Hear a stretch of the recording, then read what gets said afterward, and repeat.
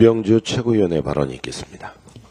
네, 국민은 안중에도 없는 윤석열 정권의 국정운영 방식은 세 가지에만 집중된 모습입니다. 첫째, 윤 대통령 부부 방탄, 둘째, 정적 죽이기, 셋째, 전 정부 죽이기입니다. 이게 전부처럼 보입니다. 대통령으로서 자격이 의심됩니다.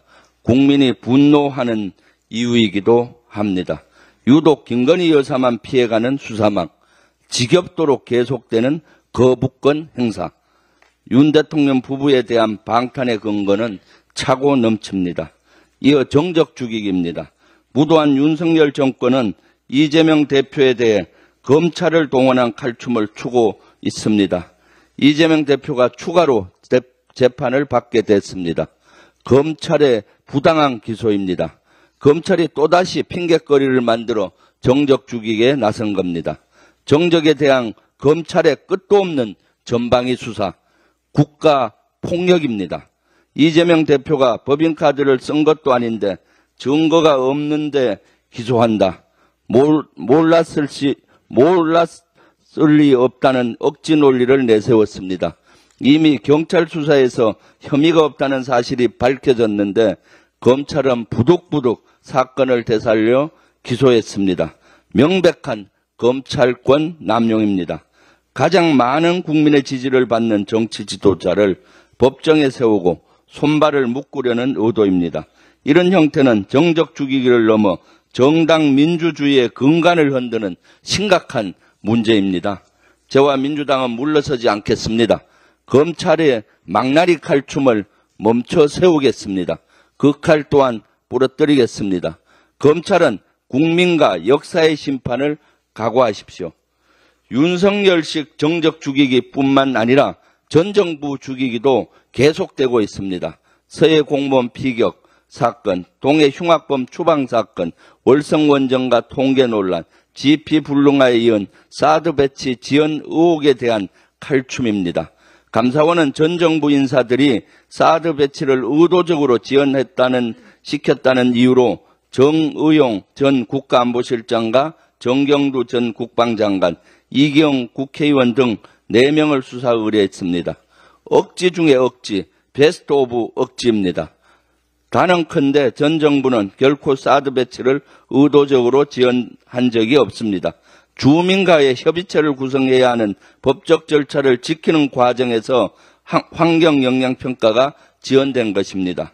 법을 어기고 사드 기지 환경평가를 앞당겨야 했던 것입니까? 그 경우 법을 어겼다며 문제 삼았을 것입니다. 윤석열실 기소폭탄에 이은 감사원의 감사폭탄 즉각 멈추십시오. 전국 대학 교수들의 시국선언이 잇따르고 있습니다. 윤석열 정부의 폭정에 맞서기 위해서입니다. 특히 보수의 심장으로 불리는 대구의 경북대학교에서도 이러한 움직임이 나타났습니다. 경북대학교의 교수와 연구진 179명은 윤석열 대통령의 퇴진을 촉구하는 시국선언을 발표했습니다. 현 시대를 향한 경고이자 미래를 향한 결단입니다. 이들은 대통령의 인사와 정책에서의 무능, 비리 의혹과 국민의 목소리를 무시하는 태도를 강하게 비판했습니다. 특정 집단에 편중된 인사와 비선 실세의 개입 의혹, 구시대 인물의 재기용 등을 문제로 지적한 것입니다. 이는 대한민국의 민주주의가 심각한 위기에 처해 있음을 보여줍니다. 대구대학교와 국립안동대학교 교수들도 시국선언을 발표했습니다. 집회와 시위의 자유를 침해한 정부의 행동을 비판하며 윤석열 대통령의 즉각적인 사퇴를 촉구했습니다. 전주대, 가천대, 한국외대, 숙명여대, 고려대 등 전국의 여러 대학 교수들도 시국선언에 연이어 계속 동참하고 있습니다. 현재까지 50여 개 대학의 교수들이 시국선언에 나선 것으로 집계됩니다. 국민은 IMF 금융위기 때보다 코로나 팬데믹 때보다 지금이 힘들다고 아우성입니다. 윤석열 대통령은 이제 그만 국민의 고통의 수렁 속으로 빠뜨리지 마십시오. 그 자리에서도 이제 그만 내려오는 건 어떤지 심사숙고하기 바랍니다.